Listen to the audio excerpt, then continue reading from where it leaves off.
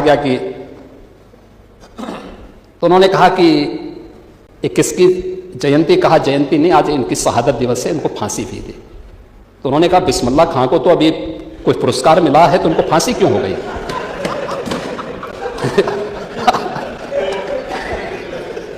इनके शिक्षा मंत्री, इनकी सरकार में जब ये अंधेर नगरी चौपट राजा, यही तो कहते हैं, इसी को कहते हैं। वो कहते हैं कि बिस्मिल्लाह खां को तो अभी पुरस्कार कोई मिला था और उनको फांसी क्यों हो गई है? उनसे कहा गया कि अच्छा वो मंच पे भी गए, तो मंच पे भी उन्होंने कहा कि बिस्मिल्लाह खां को जो है पता नहीं क्यों फांसी दे दी गई।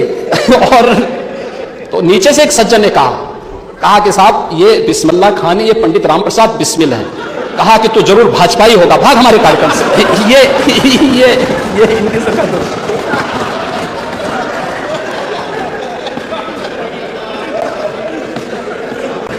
तो चौपट शिक्षा व्यवस्था में चौपट होना ही होना था।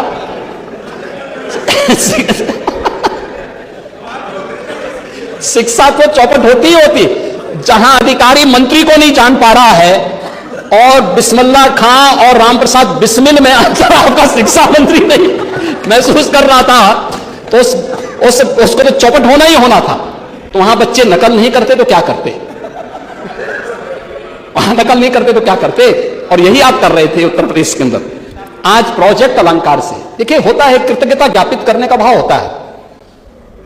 देखिए मैं आपको सही बताऊं, ये कहानी नहीं, मैं सच्चाई आपको बताऊं, मेरे पास प्रमाण है, उसके प्रमाण है। देखो हम इस सदन में आ रहे हैं तो उन बातों को बोलते हैं जो पांडे जी जैसे व्यवहारिक बात कर रहे थे, वही व्यवहारिक बात में बोल रहा, वही व्यवहारिकता है।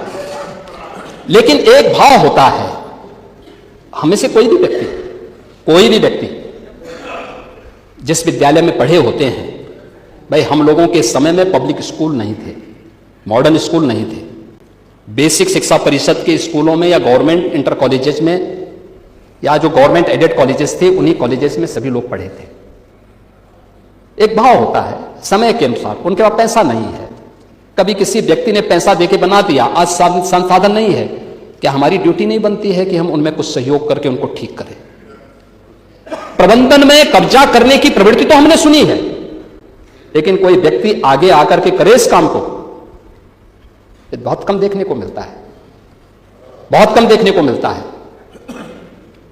और हम लोगों के मन में आता है कि हर जनप्रतिनिधि का दायित्व तो बनता है, क्योंकि जनप्रतिनिधि जो करेगा, एक विधायक जो करता है, कम से कम 6 लाख लोग का प्रतिनिधित्व कर रहा होता है, 6 से 8 लाख लोगों को वह लीड करता है, लीडरशिप देता है। उतने लोग तो उसको देखते ही, लेकिन अच्छा काम करेगा तो पूरा जनपद उसको जानेगा। हम जिस विद्यालय में पढ़े हैं, ऑपरेशन कायाकल्प के माध्यम से आप लोगों ने उन विद्यालयों के कायाकल्प को जोड़ा, आज उसके परिणाम है, नीति आयोग ने उसको स्वीकार किया। प्रोजेक्ट अलंकार के अंतर्गत भी यह काम हो रहा है। मैं तो एक दिन औरैया गया था, वहां एक विद्यालय में इंटर कॉलेज, बड़ा इंटर कॉलेज बहुत अच्छा बना था।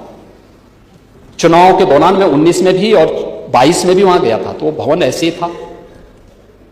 तो मैं एक दिन वहां गया था कृषि गोष्ठी में, तो मैंने कृषि गोष्ठी के पहले देखा, मैंने भवन वैसे के वैसे, तो मैंने कहा वहां के डीएम से पूछा, मैंने कहा ये भवन में कहीं से पैसा नहीं मिला है क्या? मैंने कहा प्रबंधक कौन है, प्रिंसिपल कौन है, थोड़ा बुलवाना मेरे सामने थोड़ी देर में, मैं अभी बैठक से आता हूं। वहां के जनप्रतिनिधियों को बुलाया मैंने, विधायक, एमएलसीज थे, माननीय सांसद थे, मैंने बुलवाया, वो भी थे मेरे सामने। मैंने प्रबंधक से पूछा, मैंने कहा हमने प्रोजेक्ट अलंकार एक योजना चलाई है, जिसमें माध्यमिक स्कूलों में जो पुराने विद्यालय हैं उनमें 75% पैसा सरकार दे रही है, 25% आपको देना है। तो उन्होंने कहा हमारे पास 25% भी नहीं है। मैंने कहा जनप्रतिनिधियों से आप लिखवा के दे दीजिए। उन्होंने कहा कौन जनप्रतिनिधि देगा? मैंने विधायकों से कहा, मैंने कहा 10 लाख आप दीजिए, 10 लाख आप दीजिए, 10 लाख आप दीजिए, 30 लाख हो जाएगा तो बाकी 1 करोड़ रुपए सरकार इनको अपने आप ही दे देगी। 1 करोड़ में कम से कम रंग रोगन और इसका मरम्मत तो कर देंगे, इतनी भव्य भवन को ठीक तो कर लेंगे, बच्चा कोई भी होगा प्रदेश का पढ़ेगा। और प्रोजेक्ट अलंकार ये सरकार चला रही है। हम अब तक 500 करोड़ रुपए उत्तर प्रदेश के गवर्नमेंट कॉलेजेस को और एडेड कॉलेजेस को अलग अलग जनपदों में दे चुके हैं और माननीय जनप्रतिनिधि इसमें भागीदार बन चुके हैं। उसके भूमिका में और कोई भेदभाव नहीं है कि केवल सत्ता पक्ष से जुड़े हुए लोगों का करेंगे, विपक्ष का नहीं करेंगे। हमने कहा नहीं, जो भी आता है विद्यालय विद्यालय है, सबको दीजिए, दिया जा रहा है। एक प्रोजेक्ट अलंकार भी सरकार बना रही है।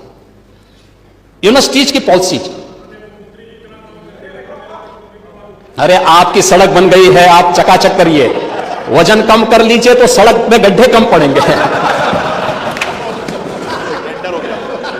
टेंडर हो गया हो कि काम होने जा रहा है, सब वही आज ही बोल देंगे तो फिर परसों क्या बोलेंगे। आपकी सड़क बन गई है अभी भी आप जो है वही कर रहे हैं, लेकिन सड़क में गड्ढे आपके कारण ही ज्यादा पड़े हैं।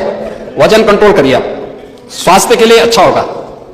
महोदय, आज प्रोजेक्ट अलंकार, पुस्तकालय, प्रयोगशालाएं, मल्टीपर्पज हॉल, पेयजल और इसके अंतर्गत अन्य जो योजनाएं हैं, ये सभी हम लोग प्रदेश के अंदर कर रहे हैं। और विश्वविद्यालयों के निर्माण के लिए भी आज प्रदेश के अंदर आप देख रहे होंगे कि एक पॉलिसी बना दी गई है। निजी क्षेत्र में कोई विश्वविद्यालय बनाना चाहेगा, आज लगभग 52 विश्वविद्यालय निजी क्षेत्र में भी बन चुके हैं। एक मंडल एक विश्वविद्यालय, इस लक्ष्य को हमने प्राप्त किया है। जहां नहीं थे वहां नए विश्वविद्यालय गवर्नमेंट ने भी बनाए हैं और उसमें भी हम लोगों ने कार्य किया है। रिजल्ट, एमएसएमई सेक्टर को आगे बढ़ाना, औद्योगिक निवेश को बढ़ाने का परिणाम क्या है? एम्प्लॉयमेंट बढ़ा है, अनएम्प्लॉयमेंट रेट कम हुआ है, उत्तर प्रदेश का एक्सपोर्ट बढ़ा है। 84,000 करोड़ का एक्सपोर्ट होता था आपके समय में, वह बढ़कर के लगभग 2 लाख करोड़ तक पहुंचा है। लगातार वह बढ़ रहा है और इसीलिए आज के इस अवसर पर आप कुछ बातें आपने कही और हम लोग उस दिशा में यद्यपि बोलना नहीं चाहते थे और हम लोग ये भी नहीं चाहते थे कि इस पर हम लोगों को बहुत बोलना पड़े। आपने बहुत सारी चीज़ें यहाँ पर कही हैं और बहुत सारी चीज़ों को तो आपने स्वयं ही उसको कंट्रोडिक्ट भी किया है। पैरामेडिक्स के बारे में भी हमने यहाँ पे आपके सामने कहा है, अन्य विधायक निधि के बारे में भी आपने कहा है, अन्य चीज़ों के बारे में भी कहा है। लेकिन जो बातें मैंने आपके सामने पहले भी कही कि और क्यों समाजवादी पार्टी बार बार एक झूठ को दोहराने का प्रयास करती है।